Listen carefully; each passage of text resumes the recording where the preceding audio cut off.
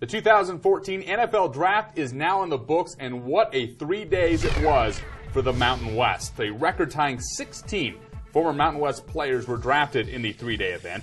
The 16 picks are the 6th most among all FBS leagues, one shy of the Big 12's 17. 8 of the 12 Mountain West institutions had at least one player selected, and 7 of those 8 had multiple players drafted over the 7-round draft. The second round of the draft was very heavy with Mountain West talent. 5 picks in the second round alone, which is a new conference record. DeMarcus Lawrence got things started from Boise State, going to the Cowboys at 34. Joel Bitonio from Nevada going to the Browns at 35. 1 pick later, the Raiders selected Derek Carr from Fresno State at 36. 7 picks later from that, Colorado State's Weston Richburg was drafted by the Giants at 43. And Devontae Adams from Fresno State went to the Packers at number 53 overall. Let's dive in a little bit deeper into what was a very exciting round of the NFL Draft in the second round for Mountain West institutions. We'll bring in former NFL General Manager Ted Sundquist to help break down what was a very exciting moment for us Mountain West fans. All right, Ted, of those second round picks, of those 5, who will make the most immediate impact right away for his new NFL team? I'll tell you what, in the short term, I like DeMarcus Lawrence going to the Dallas Cowboys at 6'3", 251-pound outside linebacker / defensive end, taking the place of DeMarcus Ware, another DeMarcus there. I tell you what, athletic, immediately you're going to see his athletic ability on a defense that ranked 27th in the National Football League in total sacks and last in sack percentage. At the very least, a situational and third down rusher. Jesse, at the very best, this is a long, explosive, rangy outside linebacker type guy. 33 3/4-inch arms, 4.31 quickness in the short shuttle will help pressure even the best NFL offensive tackles. Okay, which of those second-round picks will make the biggest impact over the duration of his career? Because we all want them to have long careers in the NFL. Exactly. Long-term, Joel Bitonio, Nevada Wolfpack, offensive lineman that went to the Cleveland Browns at 6'4", 302 pounds, the type of player with his athletic ability. And remember, tops in the 40, vertical jump, broad jump, 3-cone and short shuttle at the combine, a 3-year, 38-game starter and a team captain. The type of guy that you can build around over the long term and rely upon year after year after year along that offensive line. Tough, durable, and gritty. One of the big stories of the NFL Draft in the first couple of days was Derek Carr, who is headed to the Raiders, which is not too far from Fresno, and he told us he is very pumped to be a part of Raider Nation. They gave me the call the pick before. They said, hey, we're taking you next, and just so much emotion. Just you know how much work it's taken to get to this point. And once the emotion wears off, now I'm just ready to get to work. I'm tired of all the, not the hoopla, but I'm just excited just to get in the playbook and get with my teammates. All right, Ted, when it comes to quarterbacks, there's always a lot of pressure on, especially if you go early. How much pressure is on the Raiders and on Carr to make an immediate impact? Can he start early in his career for Oakland? Great question. And do the Raiders feel pressure starting right away? I don't think so. And I think the reason is because he did go in the second round.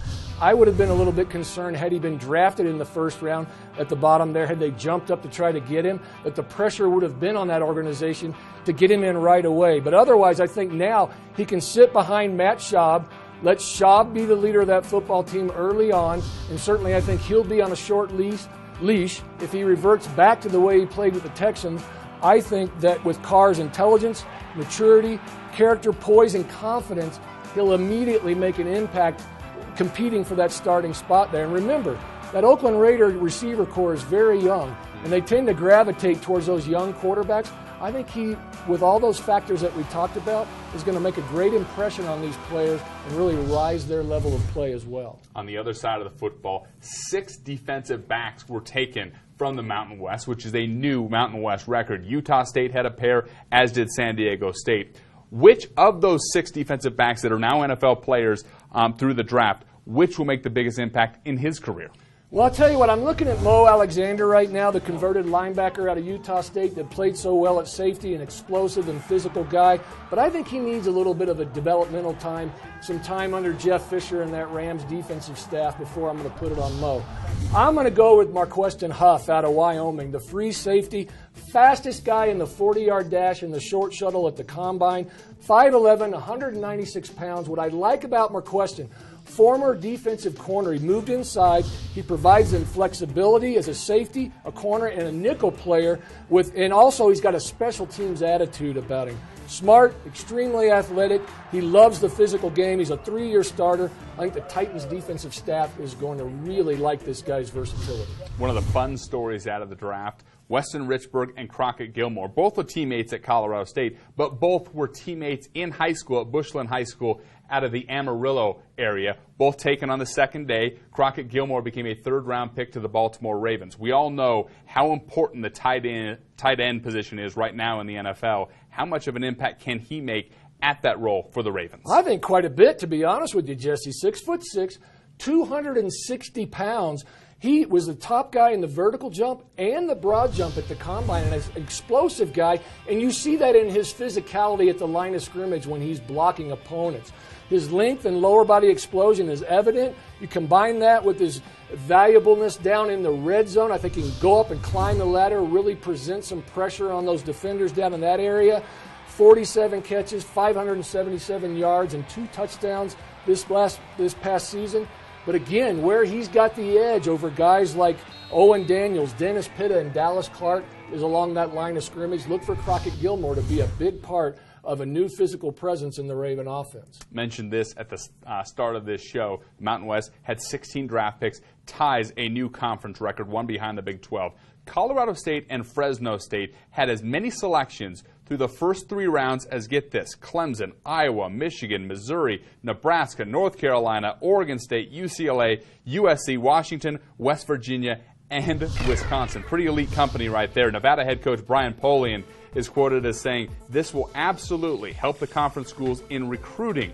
When your conference has as many in the top 100 as the Big 12 and finish with 1 less than them overall, it's a big deal." And many of these players that are playing in the Mountain West were not 4- and 5-star recruits. I think that speaks to the coaches and the programs that they're getting these kids in, they're coaching them up, and cultivating NFL caliber talent. I couldn't agree more, and it says a lot about what we've known all along, that the style of football out here in the Mountain West deserves this kind of attention. When you look at Fresno State making a run as a BCS buster this past season, almost going undefeated there late into the season, you look at Boise State and the national attention that they've gained over the last few seasons, and really how quickly Jim McElwain comes from the SEC in Alabama, institutes his philosophy with CSU, how quickly he's turned that program around.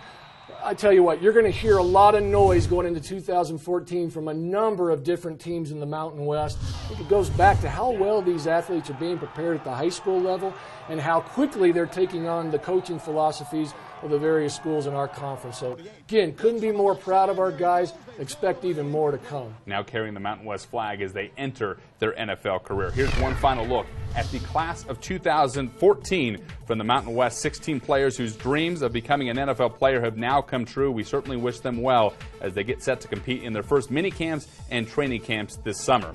For the latest news on Mountain West football and on these players, please stay logged on to the MW.com. For Ted Sundquist, I'm Jesse Kurtz. Thanks for logging on to the Mountain West Network.